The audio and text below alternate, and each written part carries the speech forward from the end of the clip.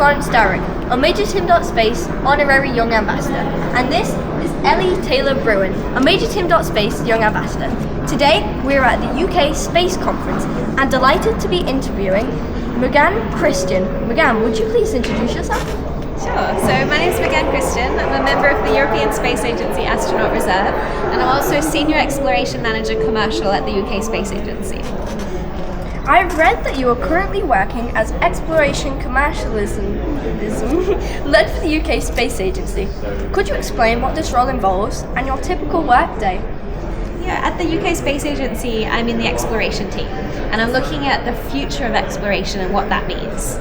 So, for example, what comes after the International Space Station? Because the International Space Station is going to be deorbited around 2030, and after that there are some companies that are building the next generation of space stations. But how do we continue to do the kind of amazing science that we're doing on the ISS in partnership with these companies? So that's part of what I'm doing. Another part is I'm doing my training with the European Space Agency, so that I'm preparing myself for a space mission. And so I spend some of my time in Cologne in Germany and some of my time at Harwell at the UK Space Agency. Why did you apply to become an astronaut, and was it always your goal? When I was about 10 or 11 years old, I started to learn about the stars and planets and black holes, and I was fascinated by them. But I actually didn't really think about it as a career for me. I didn't think it was possible. I was born in the UK, but I grew up in Australia, and there was no space agency at the time.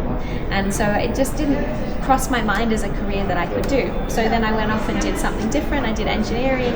I pursued a career in research and material science. But then, while I was working at the National Research Council of Italy in Bologna, I went and spent a year in Antarctica at one of the most remote places in the world.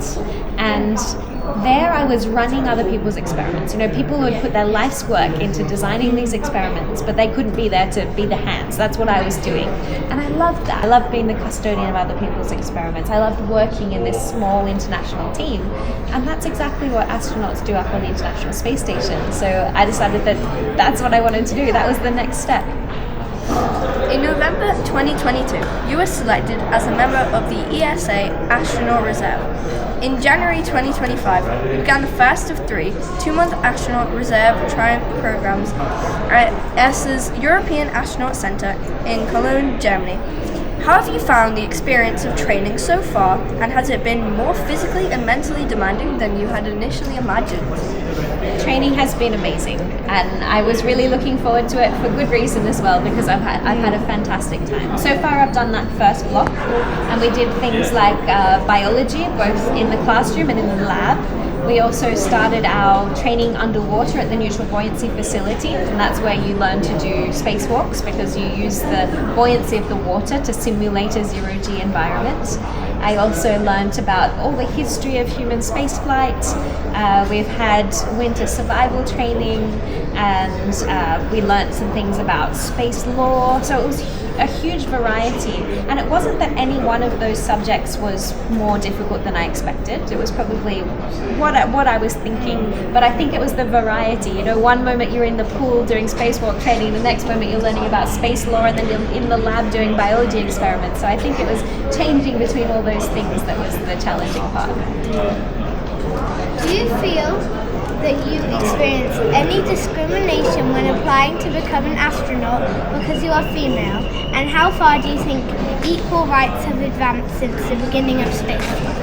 Yeah, it's a really interesting question because, you know, back when the first astronauts were selected, they were all men. They were all test pilots, and yeah, it was really difficult as a woman to be able to do something like that. And it wasn't for many years. Well, there was one Russian cosmonaut, but it wasn't for many years until women became a regular part of the astronaut corps.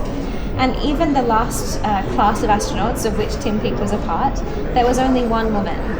But this time, in this selections, 13 years after that, almost half of us are women. So I think we've come a really long way, and I certainly didn't feel like I had any discrimination against me during the process. For our final question, what advice would you give to people interested in pursuing a space-related career or hoping to become an astronaut? My biggest piece of advice is to stay curious. You know, when we're kids, we have all this curiosity, and I love speaking to kids at schools and things like that because they have the best questions. And I think the important thing is to keep that curiosity, because that's what helps us to explore, to be scientists, to work out, to learn about things, and that's what astronauts have to do. But anything in the space sector, you don't have to be an astronaut. There are many different types of careers, and you don't have to start out being in the space sector either. I didn't. I started out in material science and then kind of moved across to the space sector. So if you're at school and you're trying to decide what subjects that you're going to do, don't feel like you're trapped into those subjects forever, because things will change, and you just have to listen out for different opportunities that might come up and be brave enough to take them when they come. Thank you so much for sitting down and doing the interview with us. I know you're really busy. Oh, thank you for having me. Thank you. Yeah, it's great.